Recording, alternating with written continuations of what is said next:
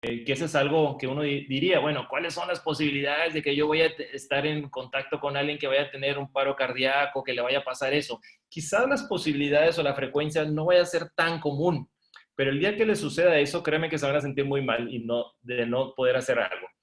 Yo realmente en lo que tengo aquí de mi edad y en lo que yo he practicado la medicina, quizás en situaciones fuera del hospital, podemos decir que he estado en tres situaciones donde he utilizado o he aplicado algunos conocimientos de primeros auxilios. Y uno de esos tres fue alguien que en un restaurante simplemente se desmayó. Y lo único que hay que hacer es seguir los conceptos básicos, recostarlo, ponerlo en una posición cómoda, levantarle los pies y prácticamente la persona se sintió súper bien. Uno queda como héroe y simplemente no hizo absolutamente nada más que conocer principios básicos que el día de hoy se los estoy ofreciendo y créanme que lo van a hacer. Siempre he dicho que hay dos tipos de personas cuando alguien toma clases de RCP, que es aquellos valentones, de esos que les gusta mucho cuando alguien tiene un evento de emergencia, son aquellos que van, tienen en esa sangre esa personalidad de ayudar, y esos tienen un conocimiento a veces no muy exacto y el día de hoy es lo que queremos que tratar de que lo puedan mejorar. Y el otro grupo, que es el que me gustaría yo llegar, es aquella gente que lo que le llamamos se bloquea.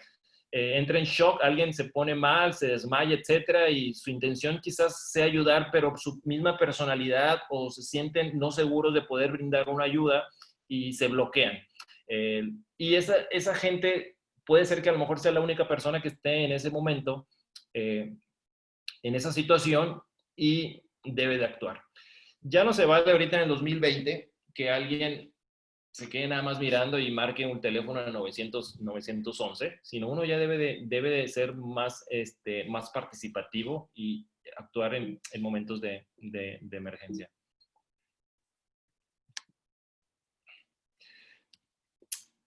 Todo el mundo conoce la señal o el signo universal del ahogamiento o el signo internacional de ahogamiento. Cuando vean que una persona se está agarrando el cuello, lo primero que uno tiene que decir es, ¿te estás ahogando o tienes algo atorado? Y muy probablemente ustedes van a ver que les van a responder que sí. Esto no nomás es cuestión de que ustedes lo identifiquen, sino que ustedes también lo utilicen. Si ustedes en algún momento sienten que tienen algo atorado, no se vayan corriendo, no busquen, simplemente vean a alguien que esté enfrente de ustedes, llévense las manos al cuello y muy probablemente va a entender que se está ahogando. Las recomendaciones siguen igual.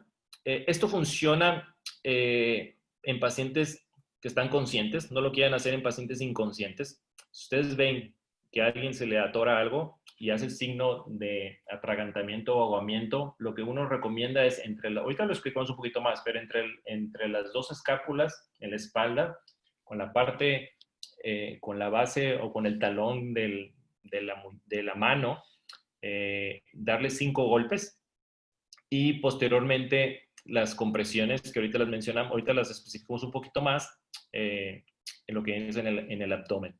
5 golpes y 5 compresiones.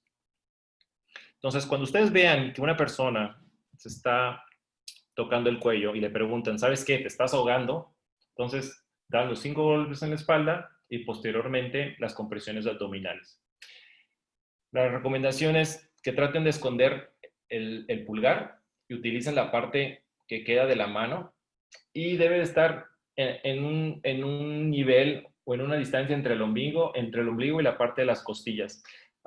Quizás no quiero ser muy específico exactamente dónde debe de ser. En una urgencia siempre he dicho, no, pues es que tiene que estar a tantos centímetros del ombligo y abajo de la costilla, etcétera. La verdad es que en una urgencia lo que menos quieres es andar pensando más o menos a qué distancia está. Lo haces como puedes. Y este es un dibujo gráfico donde pueden ustedes ver.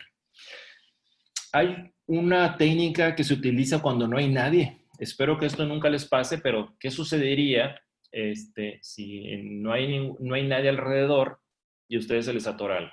Entonces traten de buscar un objeto, en este caso pues es una silla, que es el ejemplo más típico, y la idea es aumentar la presión a nivel del abdomen para que por ende pueda salir el objeto. Aquí viene la posición de la mano que les comentaba y generar la presión.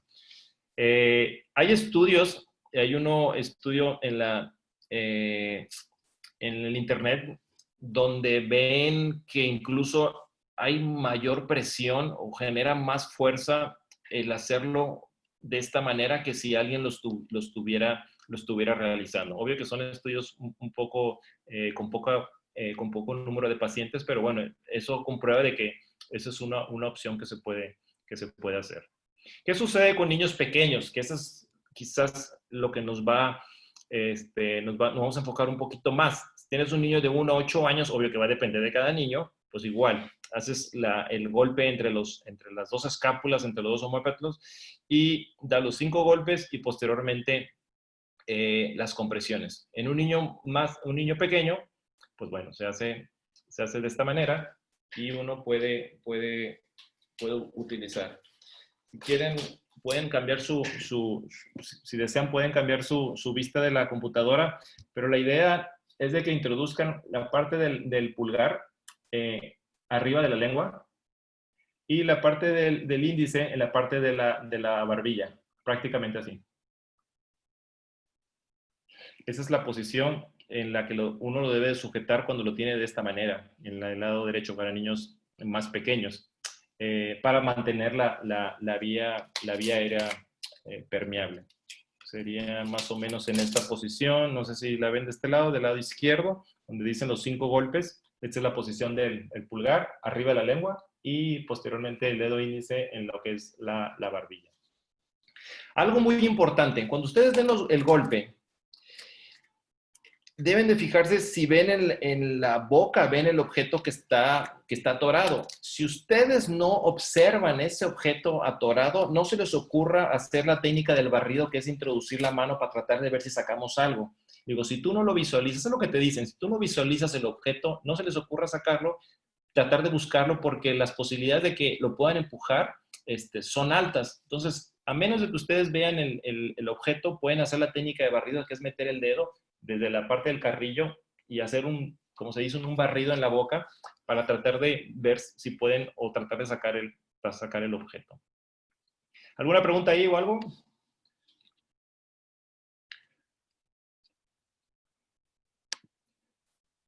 Heimlich maneuver on an infant.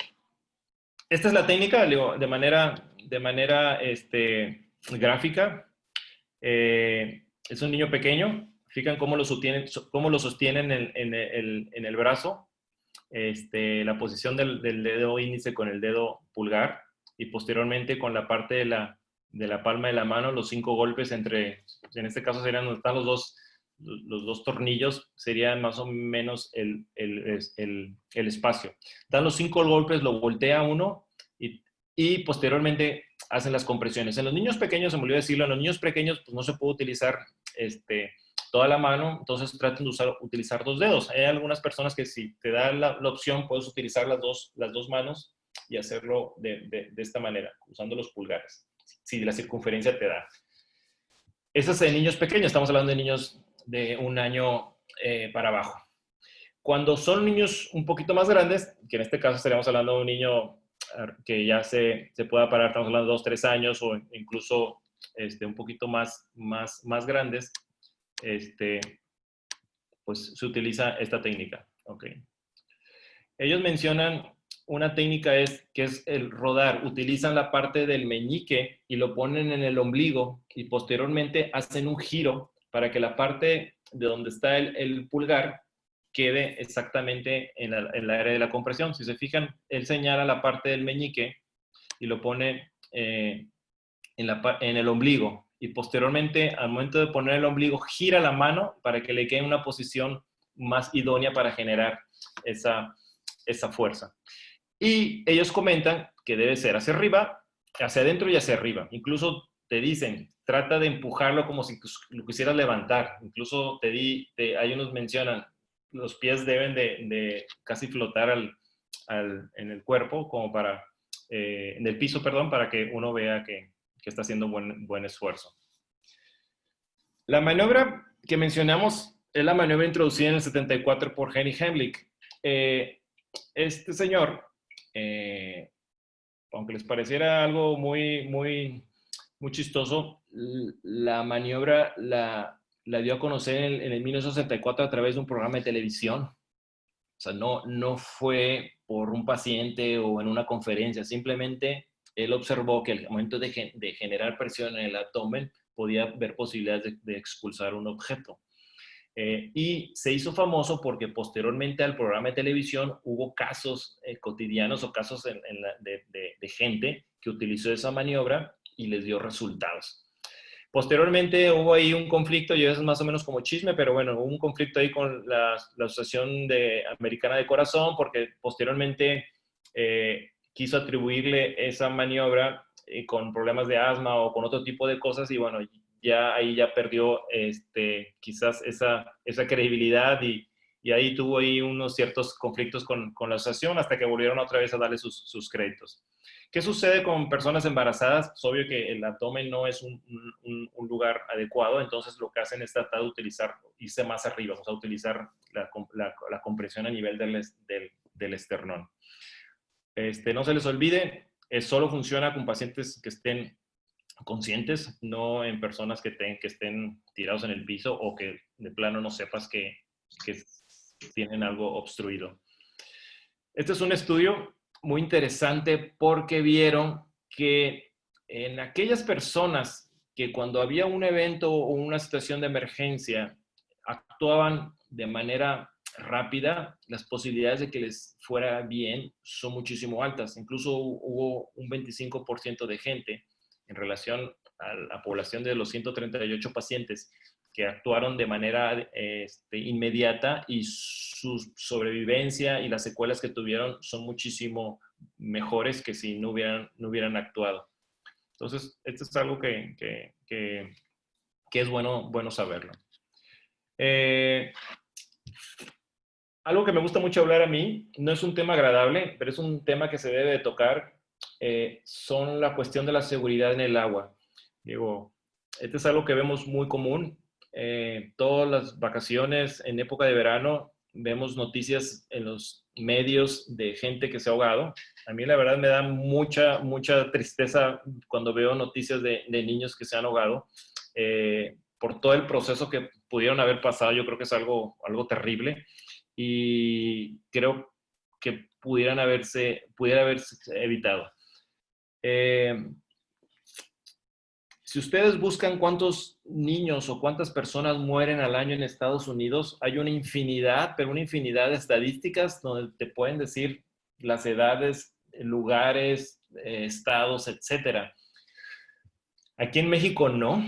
Ni el INEGI reporta tan específico como en otros lugares. Esta es una estadística, discúlpenme, estamos en el 2020, pero es una estadística de 2000 hasta el 2013, donde quizás lo que pueda yo sacar de provecho es de que la tasa de mortalidad en cuestión de ahogamiento se ha mantenido casi similar en todos estos años.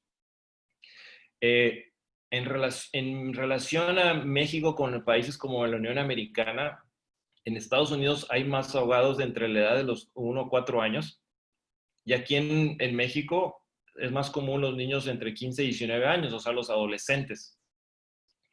Algo interesante, por ejemplo, en esta gráfica de los 10 a 19 años, la mayoría de las defunciones, que en este caso son 154, estamos hablando de una tasa de mortalidad en 100,000 personas, estaban en aguas naturales como ríos, lagos, etcétera. Algo que muy relacionado, ¿no? De que los adolescentes no se ahogan en las albercas, sino se ahogan más en lugares más abiertos.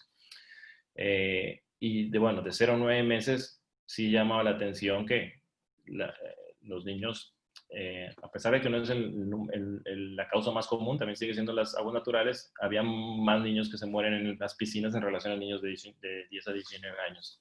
Esta es la estadística más nueva que tenemos de niños de 2016, y bueno, te dicen más o menos por entidades y datos que, bueno, es bueno saberlos.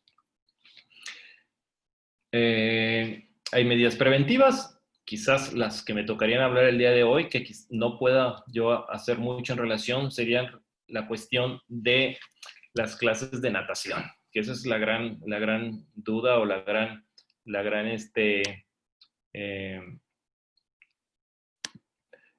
déjenme aquí modificar.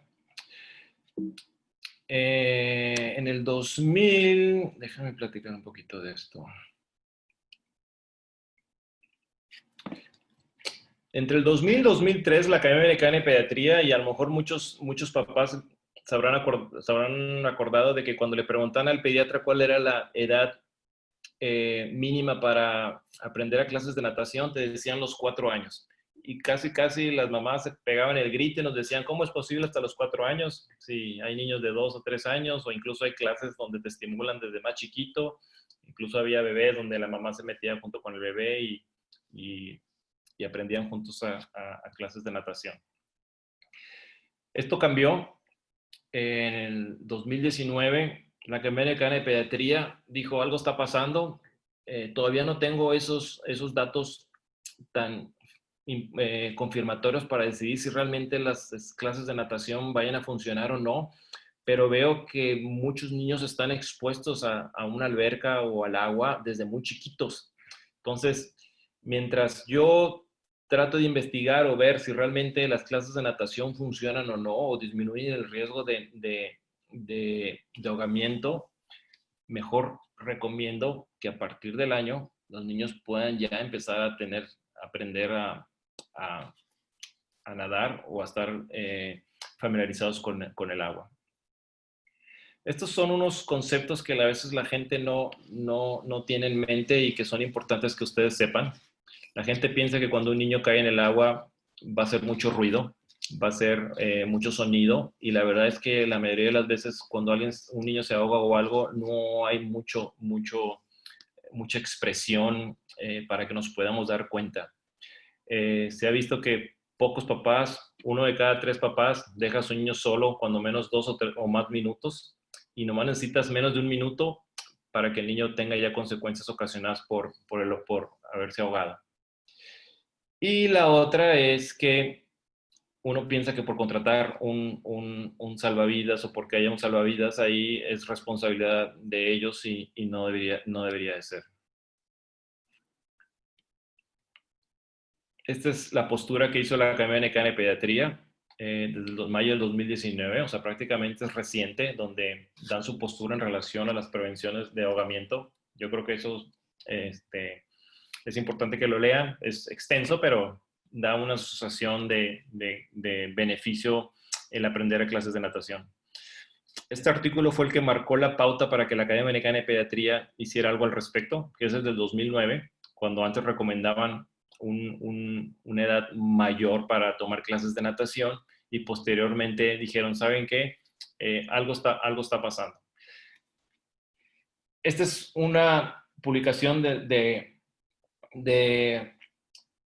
que se hizo en varios estados de la Unión Americana, pero posteriormente, digo, quizás está un poco clavado para ustedes, pero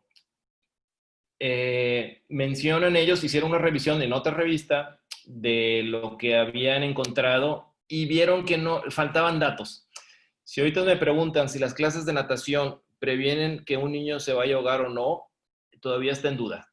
La tendencia es que sí, la tendencia es de que sí vaya a haber quizás menos posibilidades, pero todavía ciencias ciertas no está comprobado. ¿Por qué? Esta es una carta que escribió un pediatra muy interesante, porque todavía no han definido cuáles son las competencias o cuál es lo ideal para que un niño tome clases de natación. Si uno agarra y empieza a analizar todas las clases de natación en diferentes centros, ninguno tiene una pauta o una norma generalizada, como si fuera una norma oficial, ¿no? De que dijeron, ¿saben qué? Un niño de 1 a 4 años estandarizadas. Un niño de 1 a 4 años debe de aprender esto y esto y esto. No, cada quien tiene su propio método. Entonces no podemos saber si realmente lo que están haciendo es lo adecuado. Este es un estudio, el más reciente que tiene fue de febrero de este año. Yo creo que es Australia es el lugar donde más niños se ahogan, pero es el lugar donde más estudian a los niños en cuestión de ahogamiento y de prevención. Y lo que este artículo me da dos conocimientos importantes. Uno es de que hay cierta tendencia que pueda disminuir el ahogamiento en las clases de natación, pero todavía no está establecida. Pero la otra es de que no encontraron una relación en cuestión de sus habilidades motoras, porque eso es muy común. Cuando alguien si yo tuviera un centro acuático y me gustaría que tú estuvieras en mi centro acuático, pues yo te puedo decir, si entras a mi programa, te va a ayudar o a evitar que tu hijo a lo mejor tenga algún riesgo en cuestiones de ahogamiento.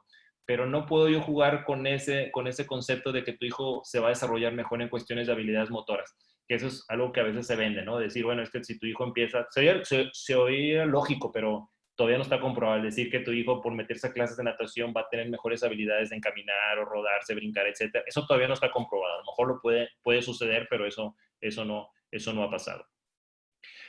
Lo que sí me gustaría hacer hincapié, porque el día de mañana a lo mejor van a decir, la Academia Americana de Pediatría recomienda que el niño de 1 año deba de ir a clases de natación y ahorita van a salir corriendo a tomar clases de natación, es las experiencias negativas que tiene un niño en cuando tiene una corta edad.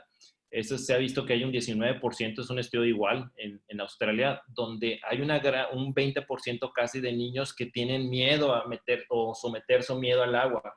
Y ellos recomiendan que antes de que un niño entre a un programa de natación, debas de tratar de hacer una encuesta o platicar con los papás para saber si realmente el niño está preparado o no. Recuerden que la cuestión de madurez, un niño de 1, 2, 3 años son completamente diferentes. Entonces ellos recomiendan que si el niño le da mucho miedo exponerse a un evento como meterse al agua, quizás tengas que esperarte un poquito o trabajar eso antes de meterlo. Esto contradice mucho las clases que hay donde agarran al niño de supervivencia, donde al niño lo avientan desde pequeño y empiezan los niños a tener, exponerse a clases de natación, pero de una manera de supervivencia. Eso es un poco controversial porque están viendo que el niño genera una angustia, genera un estrés y quizás no vaya a ser lo adecuado. Recordar que una cosa es medidas de supervivencia y otra cosa es clases de natación. Ellos lo que se recomienda es que en niños pequeños primero le enseñes las cosas básicas de seguridad en el agua y posteriormente pues las técnicas, etcétera. Algo sorprendente es que te dicen que si un niño no puede tener una propulsión o avanzar 22 metros, no sabe natación. O sea, no sabe sobrevivir en el agua. 22 metros en una alberca, créanme que es muy amplio. O sea, si una persona, ¿cuántas veces nos ha pasado que te dicen, bueno, oye, de aquí a allá vamos a nadar, a ver quién llega primero? Y a mitad de la alberca ya ni siquiera un adulto llega. Estamos hablando de 22 metros. Si un niño no logra hacer esa distancia, no está preparado para estar en el agua. Entonces, a veces la gente confunde de que no, es que mi hijo está en la alberca y chapotea, pero realmente quizás no esté preparado como uno quisiera. La otra es que nomás necesitas 2.5 centímetros, o sea, 1 pulgada para que un niño se ahogue. O sea, un niño pequeño, dejan una cubeta o dejan un balde de agua, una tina, una bañera, etcétera. No necesitas mucho para que un niño se ahogue. Entonces, tengan mucho cuidado en ese aspecto. Y la plática de ahogamiento dice el contacto corporal. O sea, tú debes, cuando estés con tu hijo en la alberca, no nomás es cuestión que estés con el teléfono, que estés a un lado sentado viéndolo, sino tienes que haber un contacto con él, que él te sienta para que él se sienta seguro. Bueno, este es un artículo donde hacen una comparación de la gente que aprende RCP, de gente preparada y gente que no está 100% familiarizado.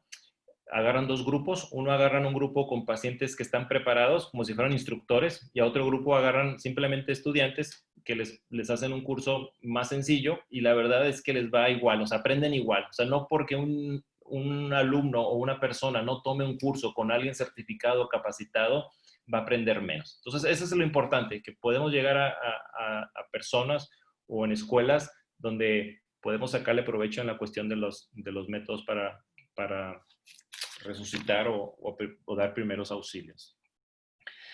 Esta es parte de lo que yo quería platicar. A continuación estaremos hablando de las cuestiones un poquito más específicas en cuestión de RCP, resucitación cardiopulmonar. Y bueno, el día de hoy me acompaña el doctor Felicitos Leay. Es un gran compañero, es un colega pediatra que estudió en la Escuela de Medicina Ignacio Santos. Ahora le han cambiado mucho nombre. Ahora Escuela de Medicina Tec Salud. Hizo la especialidad de pediatría en el Hospital San José Tec de Monterrey, ahora Hospital San José Tec Salud. Y bueno, es profesor de pregrado y posgrado de la Escuela de Medicina de del Tec Salud. Él tiene ahí su consultorio en el medio privado en el Instituto Zambrano de León y bueno, el día de hoy nos acompaña. Si tienen alguna duda o pregunta o algo, me la pueden hacer saber por medio del chat y con gusto se las comentamos. Bueno, a ver, nomás para quizás contestar algunas. Gracias a la señora Miriam Martínez. Justo antes de cumplir el año se cambia la técnica. La técnica del golpeo o algo va a depender de cada niño, porque hay niños muy grandotes que a lo mejor quizás no lo puedas sostener en el brazo y a lo mejor tienes que usar una técnica diferente. Digo, no hay que ser muy by the book en relación a eso, pero pues va a depender cómo se adapte uno. Creo que lo más importante es que si tú puedes generar una buena presión en el abdomen, eso te va a ayudar mucho.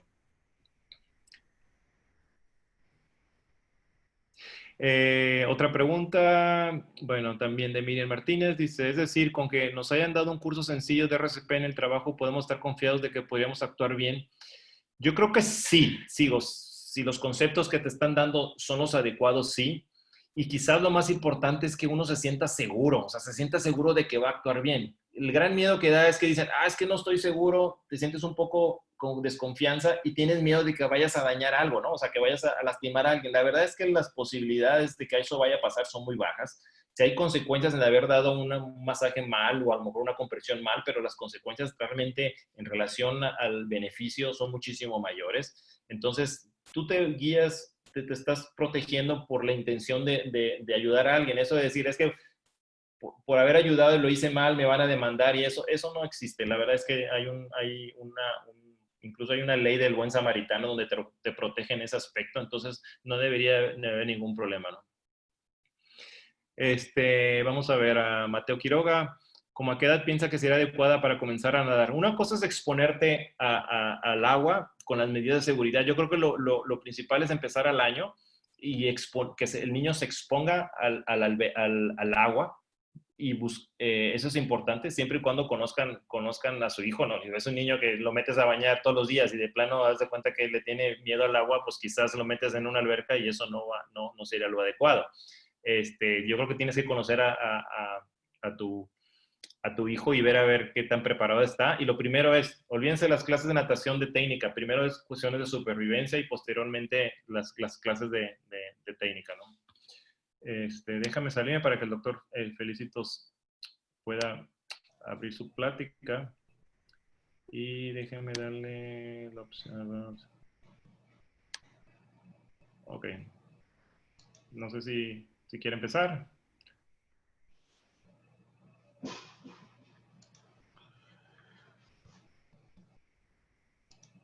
¿Sí me escuchan ahí?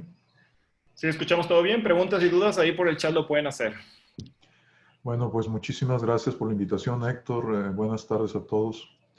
Y en este segmento de la plática vamos a dejar claro cómo poder dar resucitación cardiopulmonar.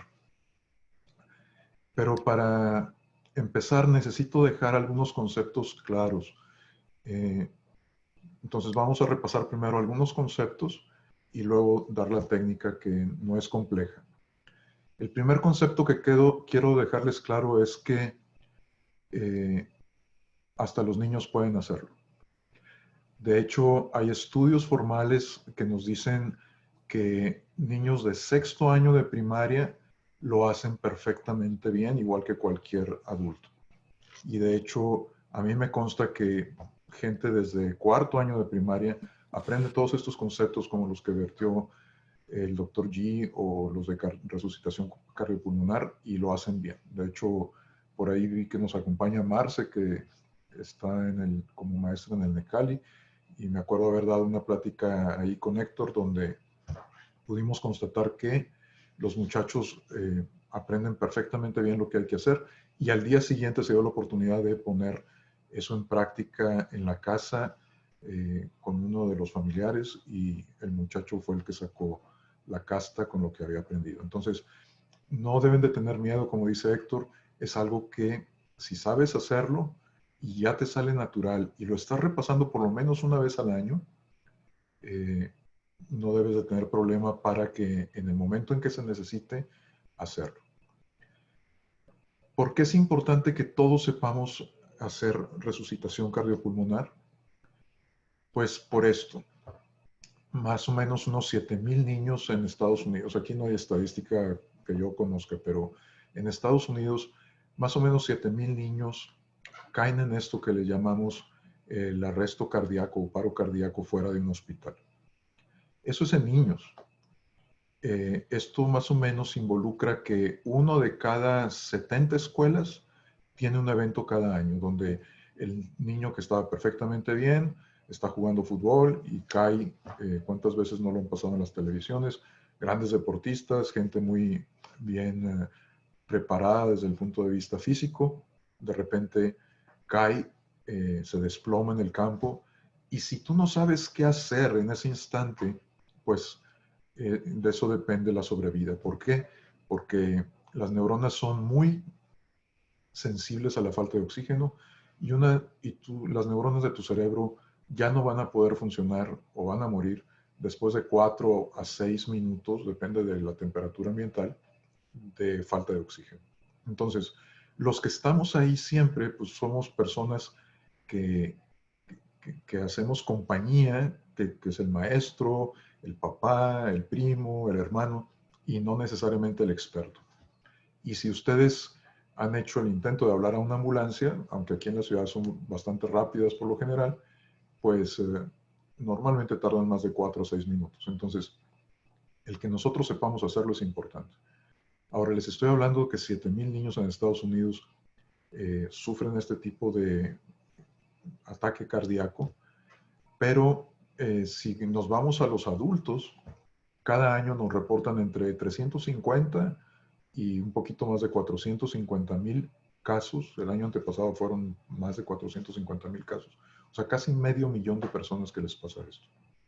Y el hecho de que puedan o no sobrevivir depende de si cuando cayeron, cuando se desplomaron, cuando perdieron la conciencia, había alguien cercano a ellos viéndolos y que sabía lo que había que hacer.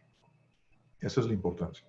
Ahora, esto ataca igual o le puede pasar igual a hombres que a mujeres. Como ya dijimos, es mucho más común en adolescentes y adultos que en niños pequeños.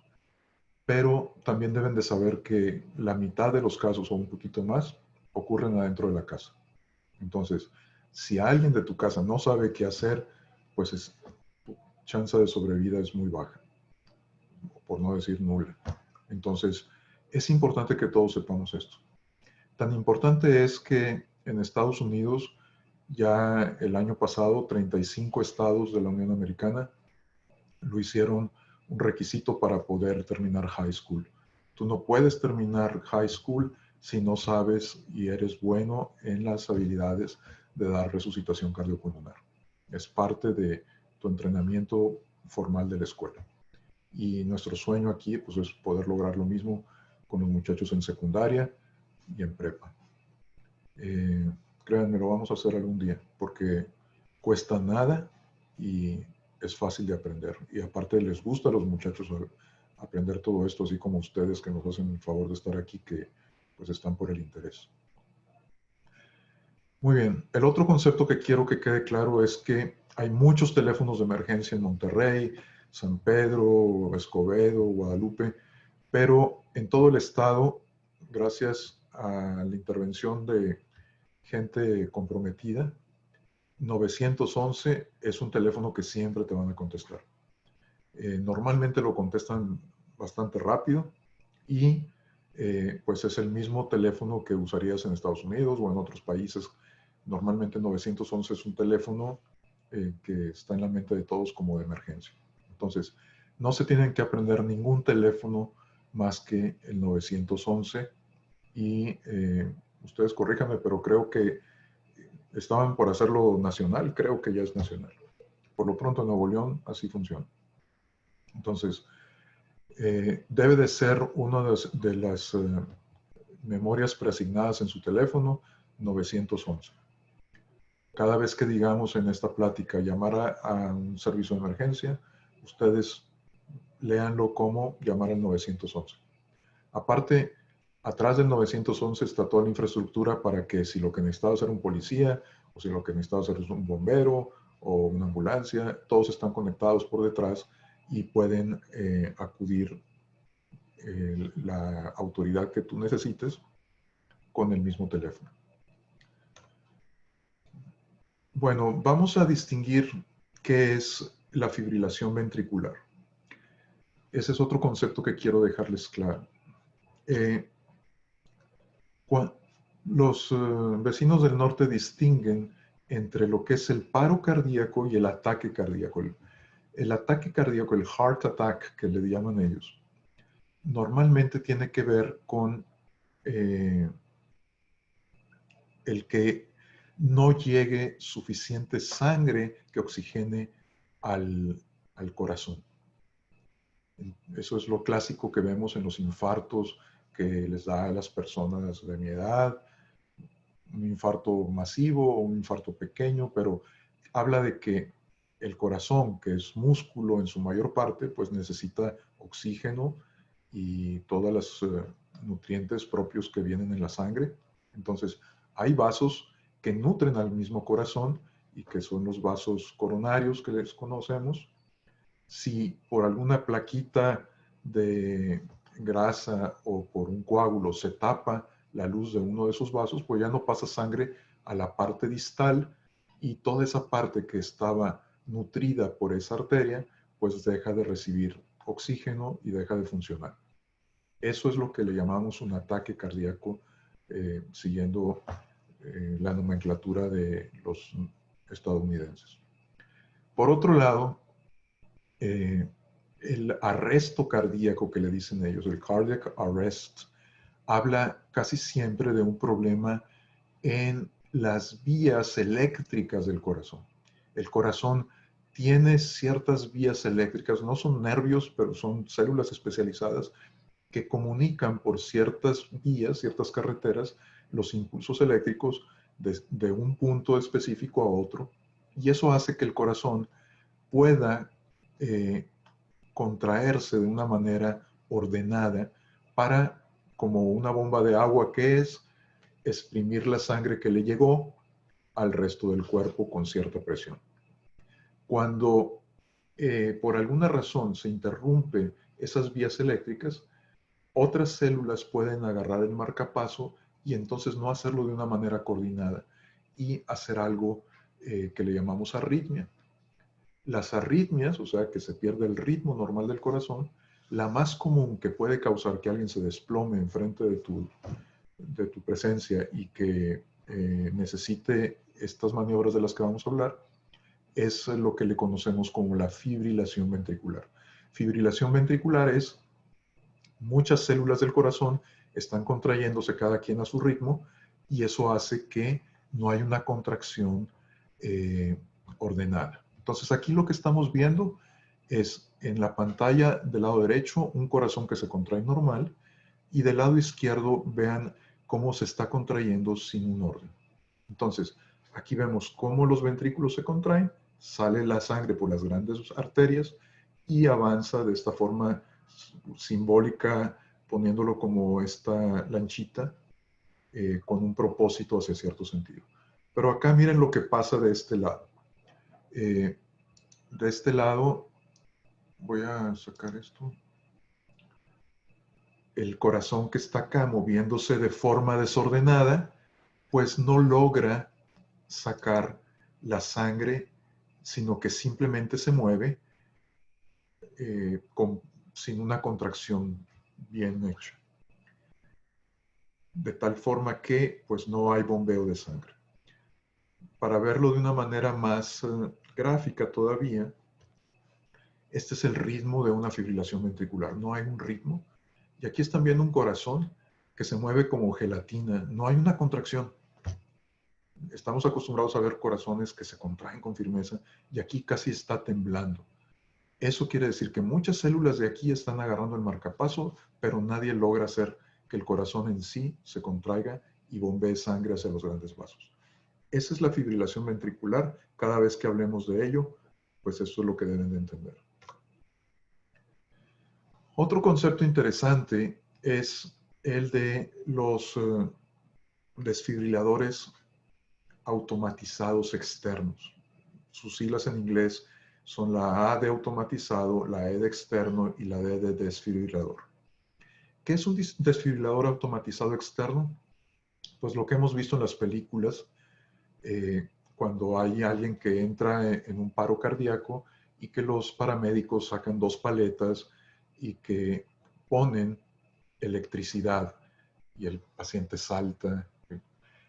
¿Qué es lo que se hace? Bueno, pues se colocan los electrodos de tal forma que salga la electricidad de un lado. Nosotros sabemos regular esa electricidad.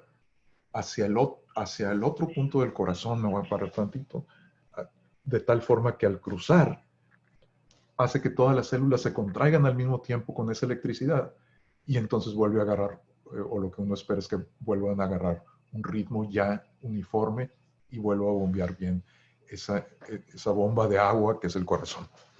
Ahora, esos desfibriladores que ustedes han visto en las películas, bueno, pues se requiere cierto entrenamiento para usarlo, porque nosotros tenemos, primero, funcionan las paletas como electrodos y nosotros vemos en la pantalla qué ritmo tiene y entonces nosotros decidimos en base a conocimiento que es propio de un médico o de un paramédico si ese ritmo es de los que debes de desfibrilar, meter el shock eléctrico o de los que no debes de hacerlo.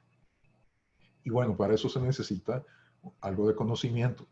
Y lo otro que tienes que saber es cuánta energía, nosotros la medimos en joules, debes de meterle a ese corazón según el peso del paciente, su estatura, para saber que no vas a dar electricidad de más que pueda lastimar las células cardíacas. Bueno, pues desde hace tiempo tenemos este tipo de aparatos que son automatizados.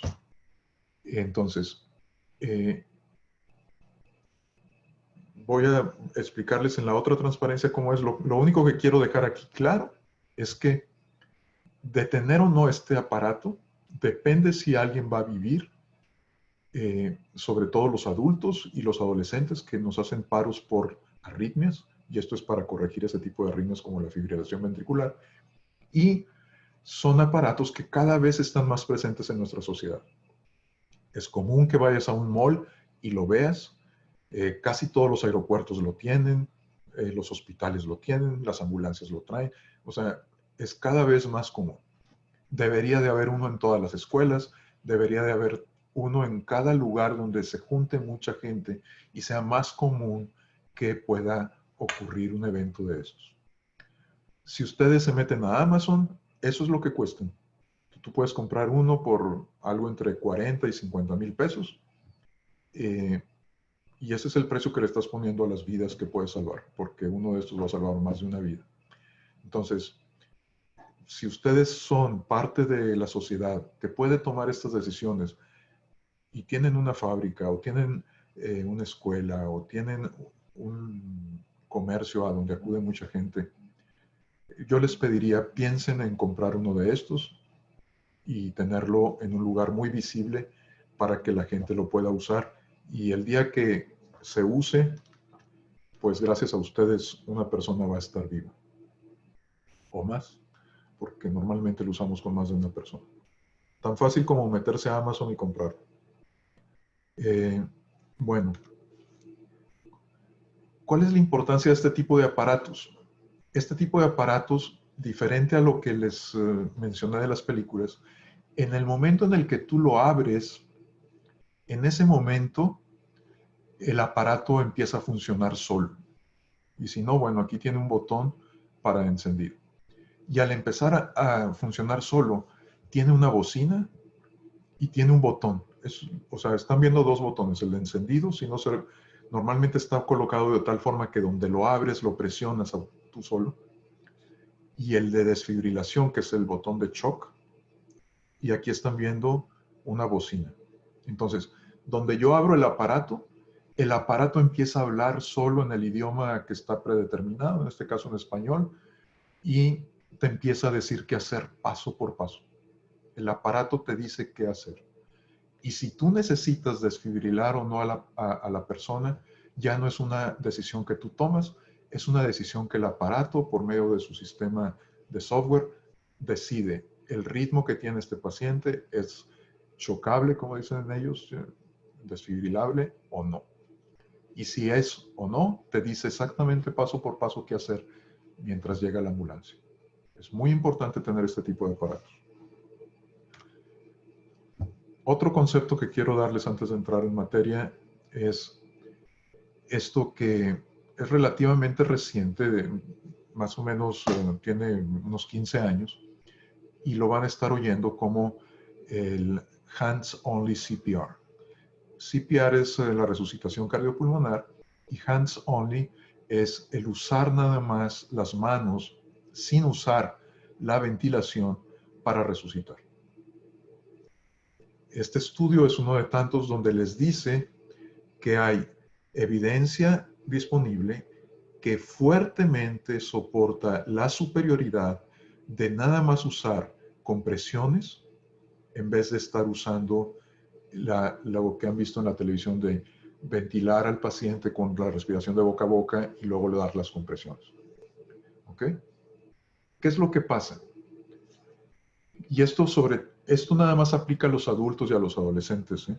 En los niños no, pero como la mayoría de los que van a ustedes a atender son adultos, aunque vamos a ver las 3 edades en las que lo puedes usar, deben de entender esto. Mucha gente no quiere dar resucitación cardiopulmonar por 2 cosas. Una, porque no quiere dar las ventilaciones. Le da asco, el paciente a lo mejor trae espuma o trae vómito o trae sangre en la boca y eso les puede generar cierta repulsión y entonces no le dan resucitación y el paciente muere. El otro problema por el que a veces no se dan resucitación cardiopulmonar eficiente y que hace que, aunque las mujeres y los hombres caen en paro a la misma proporción, los hombres sobreviven más que las mujeres a un paro cardiorrespiratorio. Y hemos visto que sobreviven más porque muchos de los que atienden a estos pacientes les da pena el descubrir el pecho y dar el masaje por no exponer las mamas. Entonces, esto está generando que las mujeres tengan peor pronóstico que los hombres. Bueno, ¿qué les puedo decir? Yo creo que cuando hay una persona que nos necesita, no tenemos por qué estar pensando mucho en el pudor. Como les digo a los niños que no se quieren desvestir aquí en la oficina, después de ver muchas pompis te das cuenta que todas son iguales. Entonces, tú simplemente haz lo que tengas que hacer. Y lo otro es, si ustedes aprenden a dar resucitación nada más con las manos, sin tener que dar ventilación, está bien claro que les va mejor a los pacientes. Entonces, están las 2 opciones, la opción de dar ventilación y masaje, y está la opción de dar nada más masaje, y como están viendo en este artículo, probablemente les vaya mejor a los que nada más dan masaje. Insisto, esto nada más es para gente grande, adolescentes y adultos. Ese era otro concepto que quería platicarles. Aquí está otro. Hay algo que se llama la cadena de sobrevivencia cardíaca. Es una cadenita. Y la cadenita consiste en esto. Primero, lo que a nosotros nos atañe aquí en este curso, que es la parte de arriba. Reconocer si un paciente realmente necesita un masaje cardíaco. O sea, si tuvo un arresto cardíaco súbito, sudden cardiac arrest. Lo otro es saber hablar o despertar el sistema de emergencia. Empezar la resucitación cardiopulmonar, que puede ser un hands-only CPR, saber usar el desfibrilador automatizado y esperar a que llegue el paramédico que va a seguir atendiendo el caso. Entonces, esta cadenita en realidad no es así de sencilla. Es un poquito como lo que está acá abajo. La parte celeste es lo que nos toca a nosotros como gente de la calle, hablar por teléfono al 911, darle la resucitación cardiopulmonar con el hands-only CPR y usar el desfibrilador automatizado. Que no necesitas un curso para usarlo. Necesitas nada más abrirlo y solito te dice qué hacer. Pero la cadena sigue. ¿Por qué? Porque también hay que entrenar a los paramédicos en qué deben de hacer. Hay que entrenar a la gente que esté en emergencias, en el departamento de emergencias, para que sepa qué hacer. Estoy hablando de médicos y enfermeras. Hay que tener laboratorio de cateterismo por si tienes un infarto, saber qué hacer para deshacer el coágulo y que se vuelva a oxigenar el corazón. Y hay que entrenar a la gente que está en terapia intensiva para que sepa qué hacer después, como el control de las arritmias, el control de la presión sanguínea, qué vamos a hacer con la temperatura a la que mantenemos un cuerpo después de que tuvo un paro es muy importante para que sobreviva. Todo eso ya no nos toca a nosotros, pero lo que quiero que entiendan es parte de una cadena de sobrevivencia para que alguien que súbitamente pierde el conocimiento porque tuvo un ataque cardíaco se vaya a su casa en sus dos pies. Si queremos que se regrese a su casa, hay que mantener toda la cadena funcionando. No nada más lo que nos toca a nosotros, que es la parte celeste. Pero bueno, a nosotros nos preocupa ahorita esto, que los demás se preocupen por su parte. ¿Y qué es lo que nos toca a nosotros? Bien fácil, 3 pasos. Saber avisar al 911 o despertar el sistema de emergencias, saber cómo dar el masaje cardíaco y utilizar el desfibrilador automatizado si es posible tenerlo cerca. El otro concepto que hay que entender es este de la vía aérea. Cuando un paciente cae inconsciente, pierde el tono de todos los músculos y eso hace que, por ejemplo, en el caso de la lengua, que es un músculo muy grande, la parte de atrás de la lengua puede bloquear el paso de aire hacia los pulmones, esta es la tráquea. Entonces, ¿qué tenemos que hacer? Ciertas maniobras, como las que mencionaba Héctor, para poder aventar la lengua un poquito hacia adelante y abrir la vía aérea y que pase el aire. ¿Okay?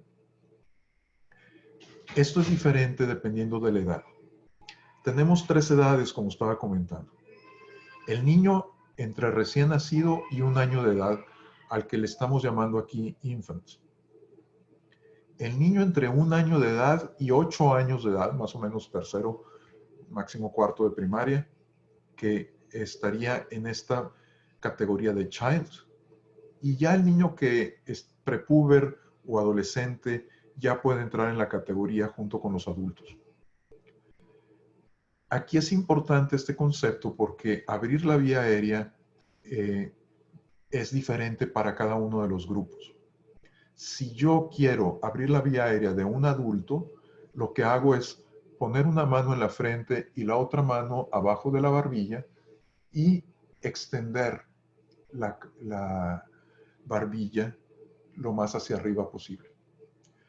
Sin exagerar, sin hacer de más, porque si hago de más se vuelve a cerrar. Cuando uno hiperextiende, uno quiere extender el cuello, no hiperextenderlo. Cuando uno hiperextiende el cuello, se vuelve a cerrar la vía aérea. Entonces es nada más hacer esto.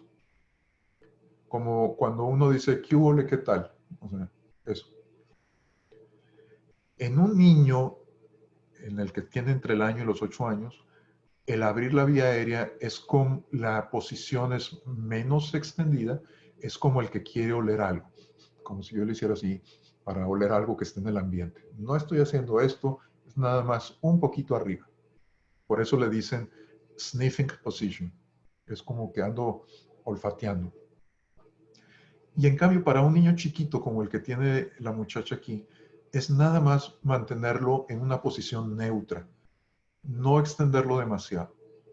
¿Okay? Si se fijan, ella tiene la mano bajando, esta mano baja un poquito la cabeza, esta sube la barbilla, pero lo que quiero es más o menos que esté en una posición neutra. ¿Ok? Esa es la idea de lo que, el concepto que quiero que entiendan de abrir la vía aérea. Ahora, ¿por qué esto es importante? ¿Y por qué es diferente cómo resucitamos dependiendo de la edad? Bueno, tiene que ver con por qué alguien cae en paro cardíaco. O, como bien dijimos, los adolescentes y los adultos, lo común es que caigan porque tuvieron o un infarto o una arritmia, fibrilación ventricular la más común. Los adolescentes, estos que andan, son buenos deportistas y caen de repente en el juego, son por arritmia casi siempre. La gente de mi edad casi siempre es un infarto, pero los infartos te pueden dar una arritmia que es la que te lleva al paro. ¿Ok? porque la partecita que no le llega oxígeno es la que controlaba el ritmo cardíaco y entra en la arritmia. Entonces, un adolescente y un adulto que entran en paro cardíaco tienen como causa una arritmia hasta que no se demuestre lo contrario. En cambio, los niños y los bebitos casi nunca tienen eso. Casi siempre lo que les lleva a un paro cardíaco o es una enfermedad prolongada como el haber perdido volumen porque estuvieron vomitando y con diarrea, o el haber tenido una infección. El típico niño que cae en paro cardíaco te avisó 3 días antes de me voy a morir, me voy a morir, me voy a morir. Lo que pasa es que a veces uno no sabe escuchar eso. Cuando no estuviste consciente de que el niño estuvo enfermo, la mayor parte de los niños que caen en paro cardíaco caen porque la vía aérea no está bien. Algo lo está obstruyendo, como flema, o se atragantó algo y tenemos que sacarlo como nos enseñó Héctor. Entonces, muchas veces el simple hecho de abrir la vía aérea puede recuperar al niño. Y el otro concepto que quiero que entiendan de la vía aérea es que hay algo que le llamamos un recoil en los pulmones.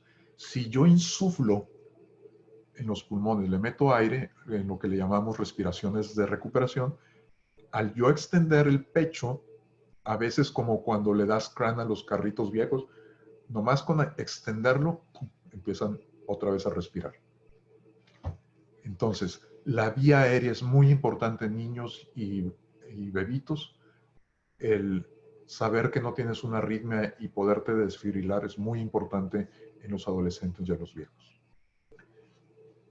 Muy bien. Y el último concepto, antes de entrar rápido a lo que es, porque no es difícil, es muy rápido lo de la resucitación cardiopulmonar, es que ¿cuándo debo de dejar de hacer la resucitación cardiopulmonar y qué hacer mientras llega la ayuda de emergencia? Cuando el niño o la persona a la que estás ayudando empieza a moverse o da claros signos de que está vivo, pues ya es para que pares. Nosotros lo que hacemos es que checamos los pulsos, pero checar el pulso es muy difícil en alguien que no sabe checar pulso en una situación de emergencia. Es realmente muy difícil. Pero si yo ya veo que se empieza a mover o empieza a respirar, pues lo más probable ya dejo de hacer lo que tenía que hacer. Y paso a la persona a una posición de recuperación. Ahorita vamos a ver eso. No confundan con algo que se llama gasping. Gasping es de repente la gente que está muerta hace esfuerzos respiratorios. Eso es, hasta que no convives un tiempo con muertos, no te asustas con eso. O sea, tú puedes estar con una persona que murió hace un rato y de repente y te metes el susto de tu vida. O hay gente que levanta una pierna o un brazo.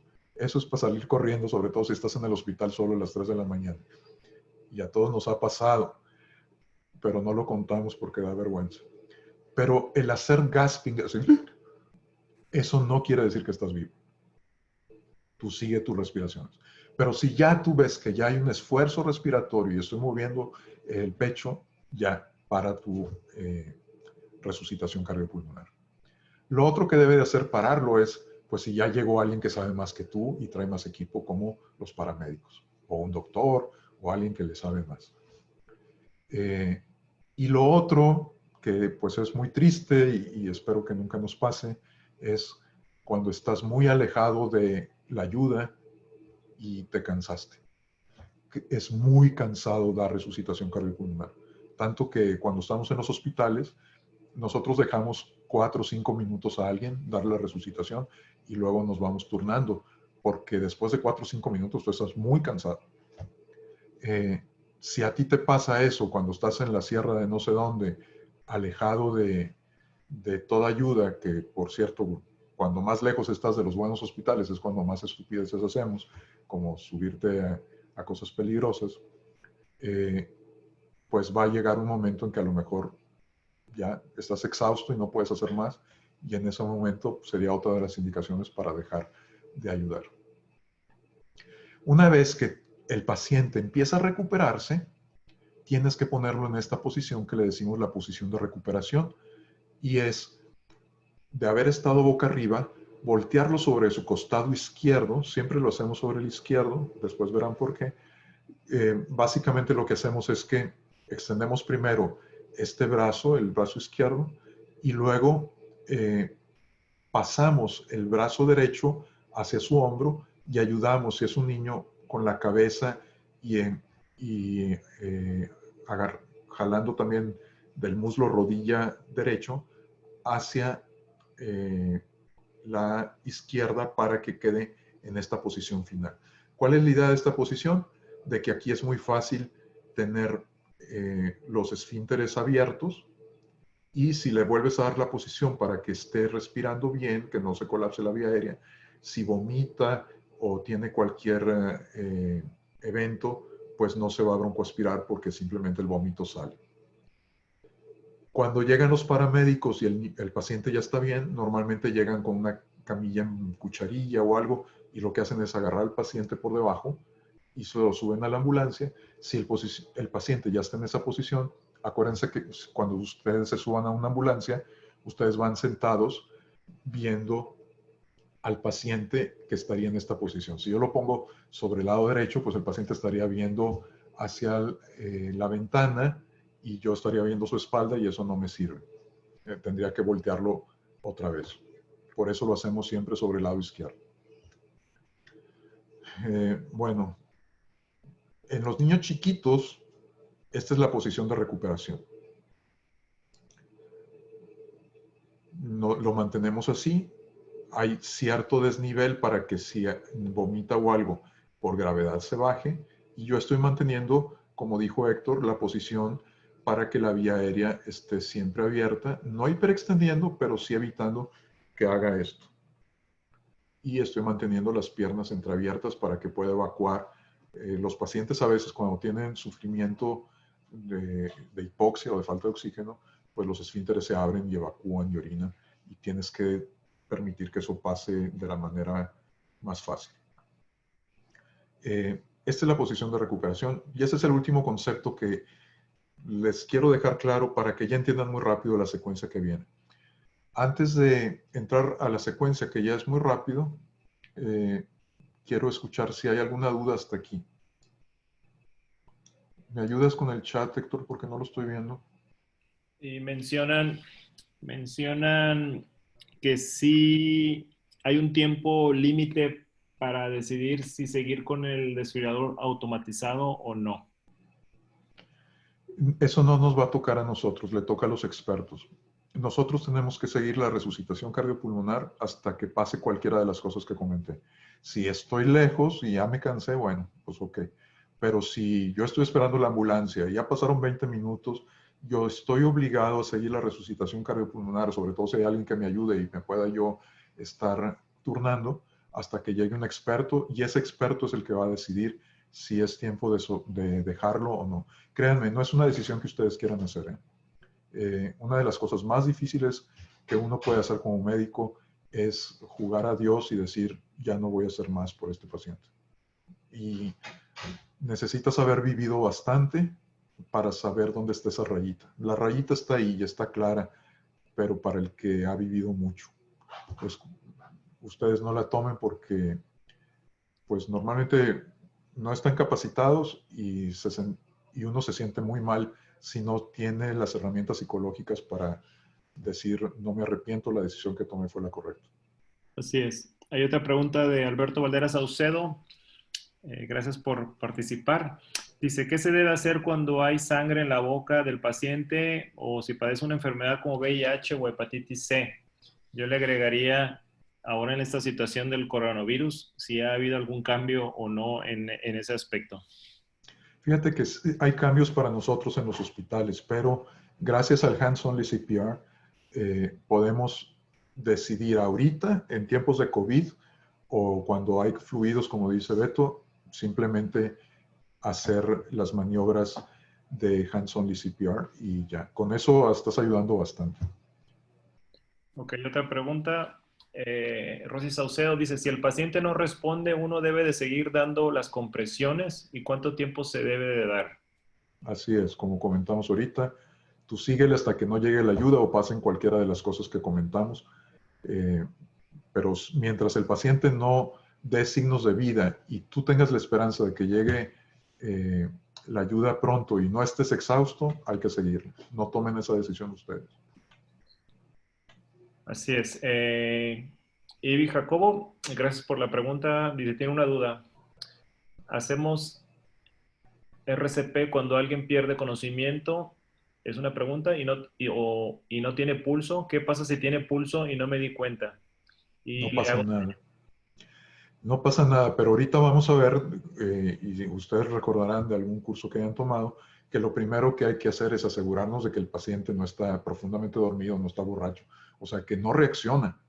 Y por eso en la primera parte de las maniobras siempre viene el mover mucho al paciente y gritarle, estás bien, estás bien, estás bien. Si tú ves que no hay respuesta y no sabes tocar pulso, empieza las maniobras. Si tú empiezas las maniobras y el paciente sí tenía frecuencia cardíaca, no pasa nada. La verdad es que checar el pulso, y no me dejarán mentir, si tú te quieres checar el pulso ahorita que estás sano, es bien difícil. Ahora imagínate si estás sudado, si estás nervioso, eso siempre ha sido controversial. Digo, el dato de saber si tiene pulso una persona o no en una situación de emergencias es bien difícil. Entonces, digo, yo creo que no se preocupen si no lo detectan o no. Cuando un paciente no está funcionando su corazón, deja de llegar sangre a la parte de arriba. O sea, voy a decir algo que a lo mejor es grotesco, pero por ejemplo, a mí me ha tocado en varias ocasiones ver gente que muere sentada. O sea, pacientes que tú ya estás, por ejemplo, gente vieja, que tú ya sabes que van a morir y estás ahí con ellos y yo les he estado tocando el pulso y veo cómo el pulso se hace lento y no, ya sabes que no vas a hacer nada porque es una enfermedad terminal o lo que sea.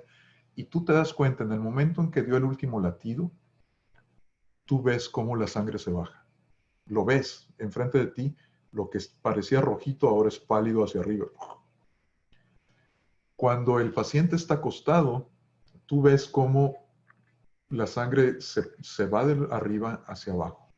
¿Qué quiero decir con esto que suena grotesco? Es, tú vas a reconocer un muerto o alguien que no le funciona el corazón cuando lo ves. Créeme que lo vas a reconocer cuando lo ves.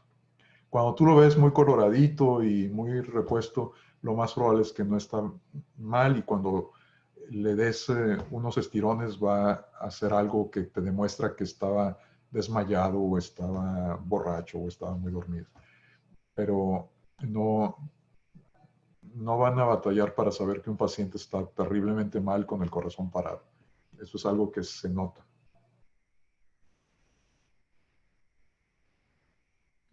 Listo, si quiere continuar. Ok, entonces,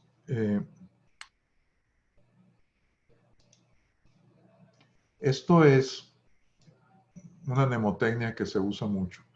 Déjame nomás mover esto porque me está estorbando. Okay. Le llaman el Doctor's ABCD. Y pues son las mnemotecnias. La primera D de Doctors tiene que ver con peligro. No se vale hacer nada para ayudar a otro si tú te vas a poner en riesgo, porque entonces van a ser dos emproblemados. ¿Ok? Entonces, si yo voy a prestar ayuda, primero tengo que estar seguro de que el ambiente que rodea a ese herido, mucho antes de yo acercarme, es seguro para mí. No estoy a mitad de una carretera, no está tocando el paciente un cable eléctrico que si yo toco el paciente me vuelve a electrocutar. Entonces ustedes vean a todos lados, hacia arriba, hacia abajo, hacia todos lados, tratando de entender qué fue lo que pasó. Se cayó de una escalera, ¿qué fue lo que pasó? Se electrocutó y asegurándome de que es seguro que yo pueda acercarme sin que a mí me pase algo. Esa es la regla número 1, ¿okay? Que no haya peligro. Normalmente, por ejemplo, en un accidente automovilístico somos muy cuidadosos con el cuello o con la columna para no ir a lastimar. Si un paciente está a mitad de la carretera y está mal, tú lo agarras de los pies cuando veas que no viene nadie y te lo jalas a donde está seguro, porque es preferible que te lo lleves y lo atiendas y luego veamos si le lastimaste el cuello o no, que, que es una posibilidad bien remota, a que se vayan a exponer a que venga un carro y los atropelle por estar en el centro de una vía tratando de dar ayuda. Entonces, regla número 1, y esa es la D, cuiden de que no haya daño a ustedes cuando vayan a prestar servicio.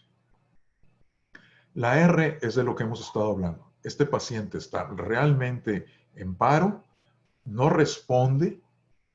Fíjense cómo usamos esta cuestión de it's unresponsive, o sea, no te está respondiendo. No estamos diciendo está en paro cardíaco o está en ataque cardíaco. No, es un paciente que no responde, que por más que yo le doy estímulos, no responde, entonces yo prosigo. Si responde, no prosigo. No te están diciendo, ¿estás seguro de que no late el corazón? No, simplemente yo ya hice todo, lo moví, le grité y no responde. En los niños chiquitos, en los bebés, hacerles presión o golpearles la planta de los pies ayuda mucho a ver si está respondiendo o no. En los adultos o en los niños mayorcitos, mayores de 1 año, lo que mejor funciona a veces es con tu alma, con este dedo hecho así, se lo pones aquí o se lo pones aquí a mitad del esternón. Eso despierta un dolor importante, háganselo ustedes y van a ver, y el que está profundamente dormido o profundamente inconsciente, aunque siga desmayado, te va a hacer algún movimiento. Y eso ya quiere decir, he is responsive, no hagas más. Pero if he's unresponsive, si no está respondiendo, hay que seguir. La S es, pide ayuda. Aquí hay opciones. Si hay alguien junto a ti, pídele a alguien que llame al 911 y no te distraigas de atender al paciente. Cuando haces eso, a veces se junta mucha gente en un accidente, no puedes decir, llamen al 911. Tienes que decir, usted, la de la camiseta rosa con la florecita, llame al 911. Tienes que darle la responsabilidad clara a alguien. Y ese alguien, si no puede hacerlo, ya pedirá ayuda al que está al lado. Pero tienes que ver al que probablemente traiga teléfono y mejor sepa usarlo y decirle por su nombre o por sus características. Usted, el del sombrero rojo, haga esto. Y eso va a asegurarme que ya venga ayuda en camino mientras yo trabajo. Sobre todo si no tengo un desfibrilador a la mano. Si tú sabes que hay desfibrilador en el área donde estás trabajando, un aeropuerto, por ejemplo, aquí en Liverpool hay. Entonces, aparte le dices a otros, si hay otro, y si no a la misma persona, llama al 911 y ve por el desfibrilador y tráemelo, o llama al 911 tú, y tú el otro de la camiseta azul, ve por el desfibrilador que está ahí abajo de las escaleras eléctricas de Liverpool, y te lo trae. Entonces, mandar por ayuda es la S. Manda por ayuda y empieza a trabajar. Si estás solo y es un adulto o un adolescente, como dijimos que lo más común es que sea una arritmia y necesitas el desfibrilador para ayudarlo, primero agarra tu teléfono, llama al 911, ponlo en speaker y di, estoy en este lugar, así, así, estoy atendiendo a un paciente así, y no le cuelgues porque el 911 te sigue ayudando de que sigue, te van guiando y te van diciendo, ya le falta un minuto a la ambulancia, haz esto, haz lo otro. Entonces no le cuelgues, pero llama tú primero. Cuando es un bebito, primero da las primeras maniobras, los primeros 2 ciclos de maniobra, porque como lo más probable es que nada más le falta un poco de oxígeno, de aire, a veces pierdes el tiempo llamando al 911 cuando pudiste haberle dado el aire o la ventilación que necesitaba y con eso ya se ponía bien. Entonces, cuando es un bebito, como lo más común es que sea problema de ventilación, trabaja en corregir la ventilación, dale las ventilaciones de rescate y luego habla al 911 después de un par de ciclos que veas que no funciona. Cuando es un adolescente o un adulto, primero llama al 911 porque lo más probable es que necesites un desfibrilador y necesitas que pronto llegue. Esas son las dos diferencias. Pero bueno, la S es de pedir ayuda con todas las cosas que he mencionado.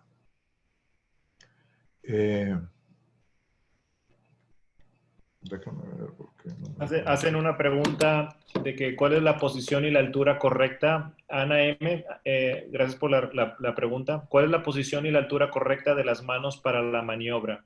Yo creo que se refiere a la maniobra de compresión torácica. Ah, bueno, aquí la vamos a ver. Entonces, vamos a empezar rápido con el adulto. Aquí estamos viendo la secuencia. Si hay alguien, aquí primero checas que no haya peligro alrededor y luego aquí está la persona diciéndole ahí, habla al 911 y tráeme el desfibrilador. Esta persona llamará al 911 y traerá el desfibrilador. Si estás solo, sacas tu teléfono, llamas al 911 y te esperas a que llegue el desfibrilador.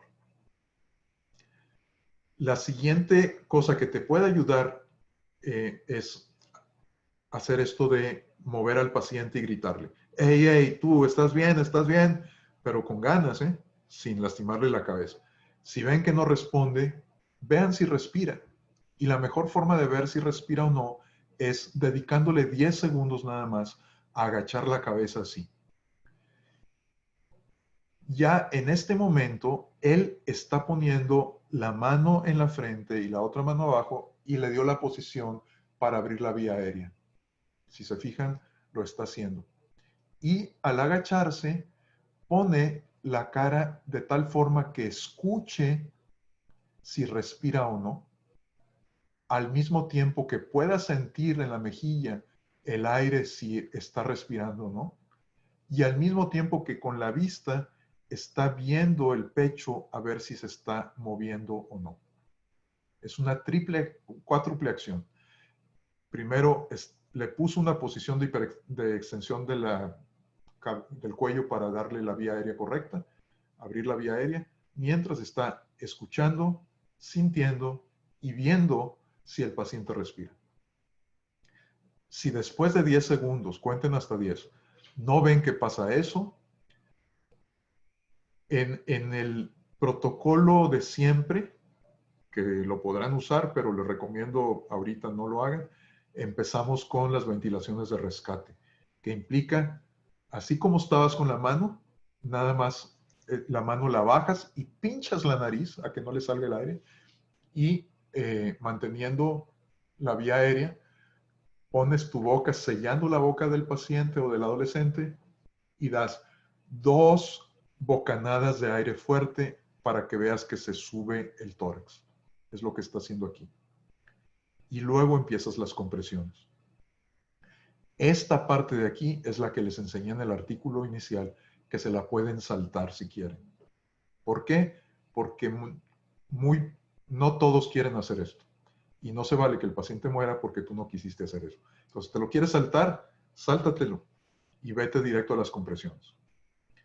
Las compresiones en un adulto y en un adolescente son igual que lo que nos mencionaba Héctor, con esta parte que le llamamos la parte tenar hipotenar de la mano, o el talón de la mano, si le quieren llamar así. Esta parte es la que vamos a usar para comprimir el esternón. Y la marca es el nivel más o menos de las tetillas. Si tu paciente fuera hombre, aunque sea mujer se vale, ¿dónde estarían las tetillas? Y eso te da una idea de más o menos la mitad o la parte inferior, la mitad inferior del esternón, que es este hueso que va de aquí a la puntita que nos tocamos antes en la boca del estómago. ¿Okay? Que es esto de aquí, aquí, en el centro. Entonces, si ven, él está poniendo la mano entrecruzando los dedos así.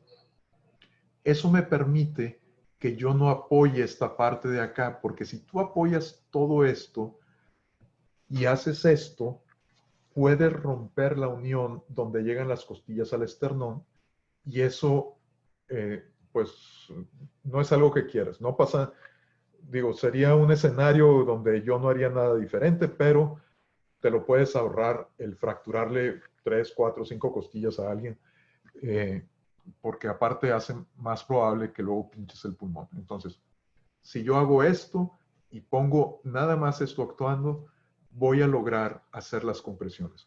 Y la idea es que tú puedas hundir el esternón más o menos 5 centímetros, entre 5 y no más de 6 centímetros. 5 centímetros. Eso es bastante. Pero lo que uno realmente quiere es comprimir el corazón entre el esternón y la columna vertebral.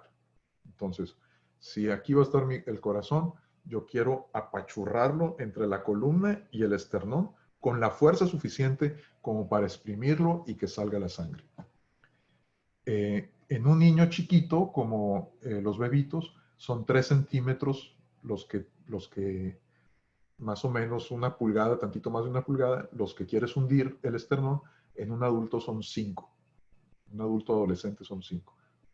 ¿Okay? Para que tengan una idea. Obviamente, pues 4 en el intermedio. Fíjense en algo muy importante. Tienes que tener los brazos rectos. No se vale doblar los codos. En las telenovelas ustedes ven que doblan los codos porque es de mentiritas. Pero no se vale doblar los codos. Entonces, la fuerza nunca va a ser con tu bíceps o tríceps. No estás usando tus brazos. Estás usando tu peso para hacer el push. Es tu peso.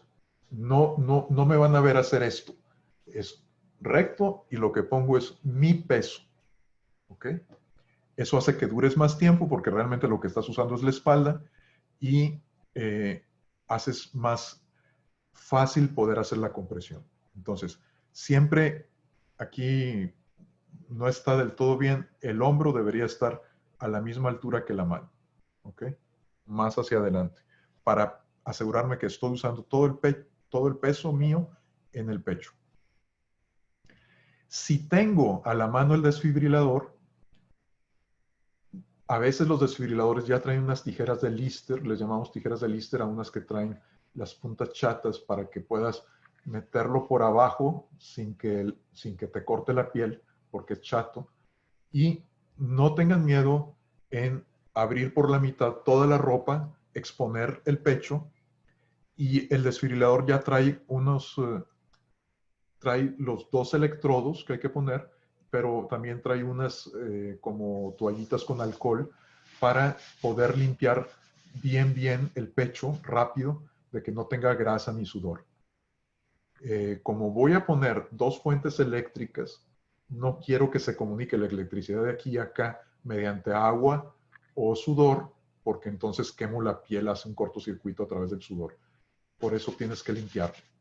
¿Ok? Es lo que están viendo aquí que hace. Se limpia. Y los parches que ya vienen en el desfibrilador, normalmente ahí el parche, son 2 parches, y te dice cómo ponerlo cada parche. Te dice, este parche va aquí. Normalmente se pone así parado el de acá, y el otro va acostado a este lado de acá. Es que yo me estoy viendo en espejo y no lo veo. Entonces, uno del lado derecho y otro en la base del corazón. ¿Ok? Entonces, estarías atravesando el corazón. Me estoy viendo en espejo aquí en el... y me equivoco. Entonces, aquí están viendo cómo ya puso este parche y está poniendo el segundo. ¿Ok? Ya con eso ya tienes bien colocado el desfibrilador. La mayoría de los desfibriladores ya traen conectado los cables a dónde van. Hay otros que te piden que lo conectes. ¿Ok? Aquí está la bocina, el aparato está hablando. Cuando el aparato quiere checar qué tipo de ritmo tiene el corazón, el mismo aparato te dice, no toques al paciente, porque si yo lo toco, también puede detectar mi pulso eléctrico. Entonces, te dice, no toques al paciente, clear, o sea, deja espacio. Y tú debes de decirle a todos los que están alrededor, no toquemos, no debemos de hacer contacto con el paciente. Si el ritmo es chocable, como dicen los gringos, desfibrilable, te va a decir, este ritmo es chocable y por favor aplasta este botón rojo que está parpadeando. Va a estar un botón rojo parpadeando porque la computadora ya decidió que hay que meter el shock. Y tú lo único que haces es asegurarte que nadie esté tocando al paciente, si no te va a dar el choque a ti, y oprimir el botón. El paciente va a saltar así como en las películas, poquito, no crean que mucho, le exageran en las películas. Aquí él está aplastando el botón y el aparato te va a decir, ok, síguele con tu masaje, y sigues con el masaje. ¿Ok? Ahora, han oído esto. El hands-only CPR o el masaje, como lo quieran dar, en todos los niños chiquitos, los medianos y los adultos, siempre lo damos a 100 por minuto, más o menos. Esa es la frecuencia. Entonces, ustedes, si yo le hago así, eso es 60 por minuto, es cada segundo. Si yo le hago así, eso es 100 por minuto. Y han oído que usamos la canción de Staying Alive, el beat del Staying Alive es de 100 por minuto. Entonces, mucha gente lo que hace es que en la mente está con el Staying Alive y estás con el ritmo de 100 por minuto. Entonces, ¿qué tienes que hacer en Hands Only CPR? Llamar a 911, poner las manos donde dije, como dije, y dar compresiones en la manera que acabamos de indicar a 100 por minuto al compás de Staying Alive. En los niños de 8 años para abajo sí hay que dar ventilación. Entonces, si se fijan, esta persona está poniendo recto su brazo. Nada más necesitas normalmente el peso de una mano para hundirlo los 4 centímetros que necesitas. Y das 30 compresiones a 100 por minuto y rápidamente das 2 ventilaciones pinchando la nariz mientras con esta mano estás haciendo la presión y con esta la otra para mantener la cabeza en la sniffing position, así como si estuviera oliendo algo. Y con tu boca debes de cubrir perfectamente la boca del paciente y poner las ventilaciones. Son 2 ventilaciones seguidas a que tú veas que se levanta el pecho. Probablemente pues un niño no necesita toda la ventilación que tú das, que sale de tu pulmón, pero tú sí debes de calcular que te da resistencia y que de reojo ves cómo se subió el pecho. Entonces ese 32 es muy importante. ¿Dónde está el máximo error que ocurre? Que perdemos mucho tiempo dando las ventilaciones y dejamos de dar compresiones. Entonces no te tardes en dar las ventilaciones y regresar otra vez a tu 100 por minuto. No quieres por el COVID, no sabes, te da asco, no importa. Da con hands-only CPR en bebitos y en niños. No jala tan bien como en los adultos, pero funciona. Al final vamos a ver por qué. Si tienes a más de una persona que sabe hacer lo que estamos comentando aquí, bueno, pues aquí estás viendo que uno está dando las respiraciones o dando las compresiones, mientras el otro trabaja en poner los electrodos de el desfibrilador. ¿Ok? Entonces, vamos ahora a niños chiquitos y medianos. Tenían Aquí está. unas preguntas. Perdón, dame. Y ya nos queda poquito tiempo, para que la Okay. gente no se desespere. No, ya vamos a acabar. Alejandro Rodríguez, gracias por la pregunta. Si no doy respiraciones, ¿las compresiones son sin parar? Es una pregunta. Sí. ¿Hasta que llegue la ayuda 911 o se hacen pausas? No, nunca hagas pausas. Siempre sin parar.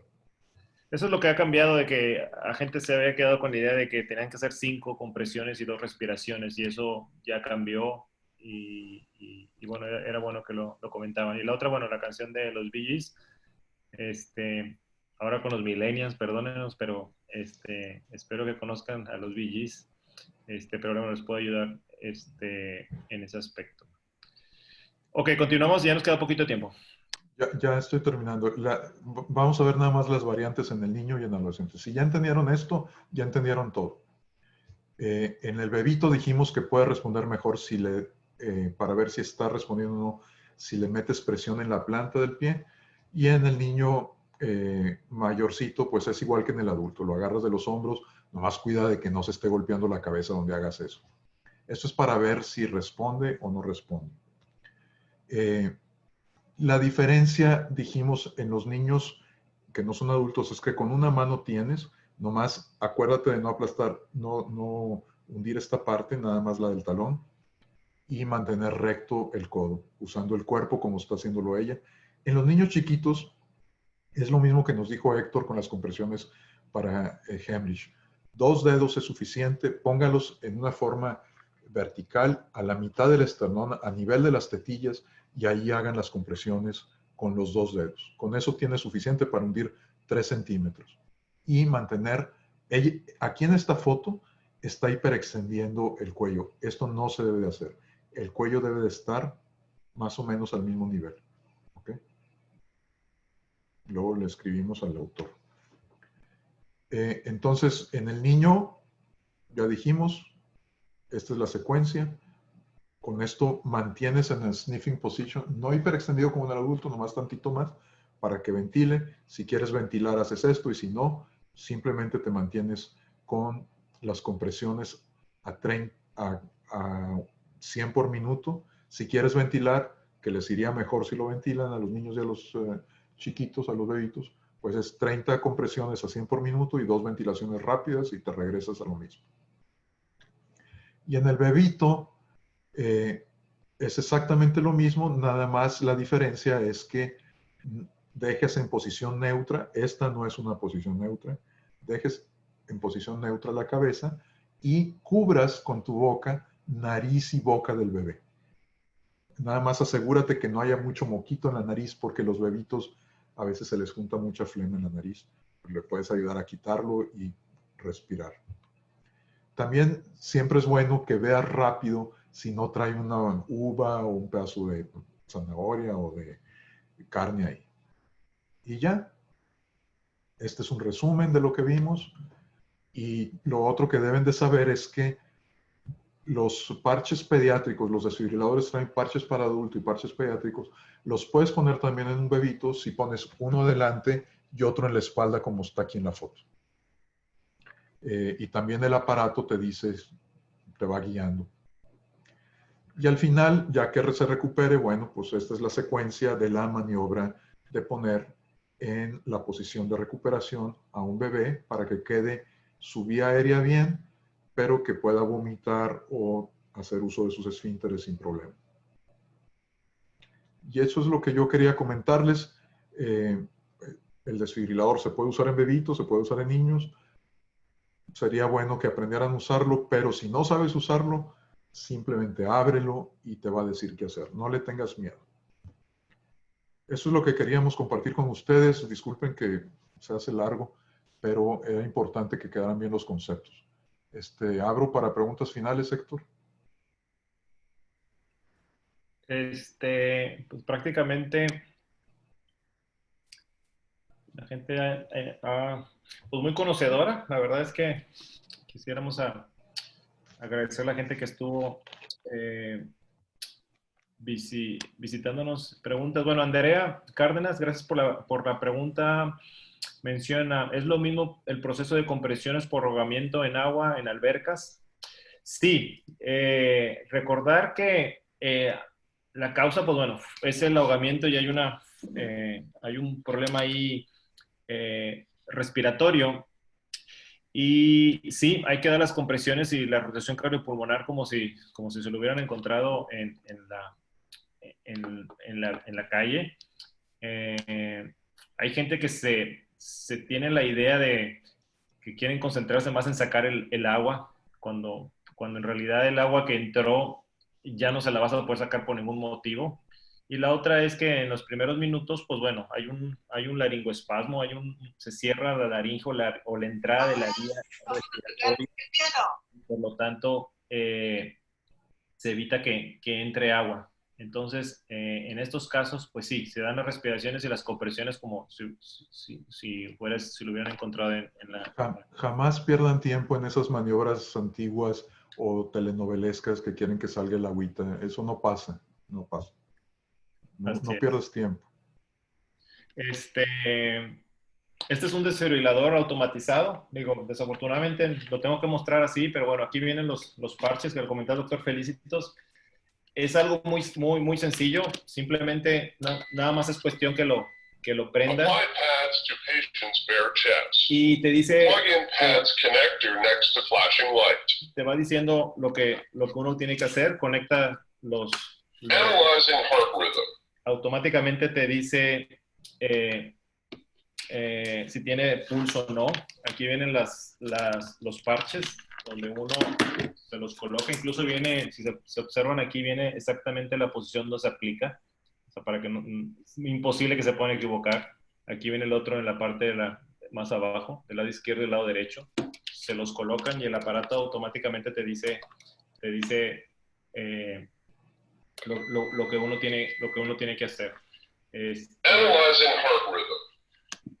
Esta parte de aquí. Do not touch the patient. Está analizando el ritmo cardíaco. Te dicen que no toques al paciente. Shock advised. El aparato tiene que cargar Charging. para generar esa energía. Stay clear of patient. Te recomienda que te separes del paciente para que no vaya a haber no te va a dar toques y automáticamente te dice que tienes que dar un shock. Shock delivered. Directo. Y te dice que cheques al paciente. Pause.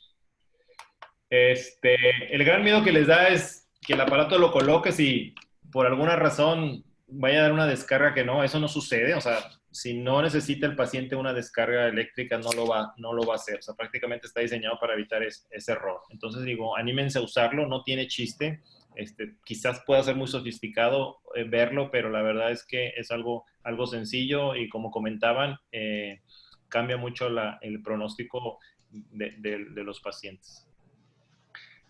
Comentan aquí Mari Carmen de la O, gracias por la pregunta. Esto también ayuda si la persona se desvanece por una crisis de asma.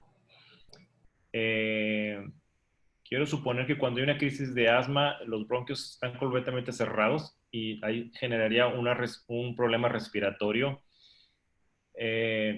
No quisiera... Si el paciente está en paro cardíaco, el asma te puede llevar al paro cardíaco. Así es. Pues tienes que hacer lo que hay que hacer. Pero el paciente asmático está luchando por respirar y es muy fácil saber que todavía está bien. Es correcto. Yo creo que aplica igual. Quizás no se concentren en que si le está faltando el aire tengan que brindárselo. Probablemente a lo mejor no vaya a entrar el aire. ¿Qué otra cosa, doctor Felicitos? Yo creo que estamos... yo creo que cubrimos... Lo único que les recomendaría es esto que vimos ahorita es nada más para animarlos a que lo aprendan, la importancia de que lo sepan, que sepan que el hands-on CPR es suficiente. ¿Por qué? Porque queda reservorio de oxígeno en los pulmones, el paciente de repente hace gasping, y eso también ayuda a respirar. Y aparte, cuando comprimimos el corazón, también estamos comprimiendo los pulmones que están cerca y estamos haciendo que meta y saque aire. Entonces, por eso funciona por esas tres cosas. Entonces, si yo te digo, lo único que tienes que hacer en las compresiones, ya no debes de tenerle miedo, que les sirva este curso para que les interese estar revisando un poquito más. Todas las guías están gratis en internet y vale la pena tenerlo impreso. Hay PDFs que puedes imprimir y tenerlo en alguna parte de la casa y cada vez que te acuerdes repasar los pasos o invitar a que más de la familia lo sepa. Y si tú estás repasando de repente todo lo que dijimos, siempre lo vas a tener fresco y vas a saber qué hacer. Así es, yo creo que eso es algo importante. Digo, tienen que tomar la decisión, que se les quite el miedo. Yo creo que pueden hacer o pueden cambiar las cosas y el pronóstico para alguien. Pues quisiera agradecer a la gente que estuvo conectados con nosotros. Esta es la segunda plática como platicábamos. Posteriormente vamos a tener más pláticas de temas diversos. Lo vamos a subir en la página de YouTube, la plática, por si la quieren volver a ver o compartir. Y pues agradecer al doctor Felicitos Leal. Muchas gracias a ti por la invitación. Por la atención que tuvo y bueno, la información que siempre es interesante cada vez que nos comparte.